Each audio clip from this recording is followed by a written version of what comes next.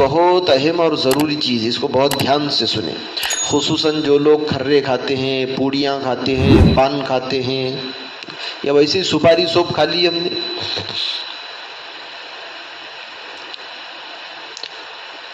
ہمارے منہ میں کوئی چیز ہے،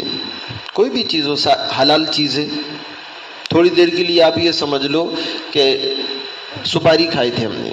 اب وہ سپاری کی کلچی، سپاری کا چھوٹا سا ٹکڑا دانت میں پھنسا ہوا ہے،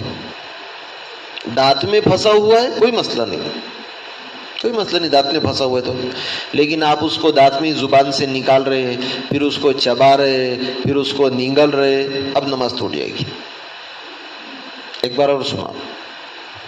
ہمارے منہ میں کوئی چیز تھی، اب اس کی مقدار اگر چنے کے برابر ہے، چنے کے برابر، وہ کابلی چنا نہیں، ہمارے یہاں کا چنا، اگر اس کی مقدار اتنی ہے اور کوئی بغیر چبائے بھی نگلتا ہے تو نماز ٹوٹ جائے گی، اور اگر اس سے کم ہے تو پھر یہ دیکھیں گے وہ چیز زیادہ سخت ہے، جیسے سپاری زیادہ سخت ہوتی ہے، اس کو چبانا پڑتا ہے، اگر وہ چیز زیادہ سخت تھی اور پھر اس نے اس کو چبا کر اندر نگل لیا تو نماز ٹوٹ جائے گی، اور اگر بہت زیادہ پتلی چیز ہے، جیسے مٹھائی کھائے تھے، وہ دانت کے کسی حصے میں چھوٹا سا ٹکڑا رہ گیا، اب اس کو ہم اپنی زبان میں چگلنا کہیں گے، پانی کے راستے سے، تھوک کے راستے سے اندر چلی گئی اور اس کی مقدار چنے کے دانے سے کم ہے تو اب نماز نہیں ٹوٹے گی۔ نماز کی حالت میں یہ تو اس صورت میں جبکہ منہ کے اندر کوئی چیز ہو،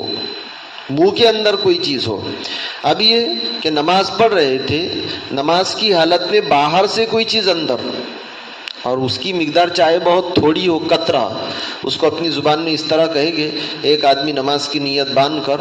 تھوڑی دیر کے لیے آپ یہ سمجھ لو باہر نماز پڑھ رہے تھے، جنگل میں نماز پڑھ رہے تھے، اب اس نے نماز ہی کی حالت میں ہاتھ بندھے ہوئے تھے، آسمان کی طرف دیکھا اور پانی کا ایک قطرہ اس کے اگر زبان پر اور حلق میں اور پیٹ میں جاتا ہے تو اس کی نماز ٹوٹ جائے گی۔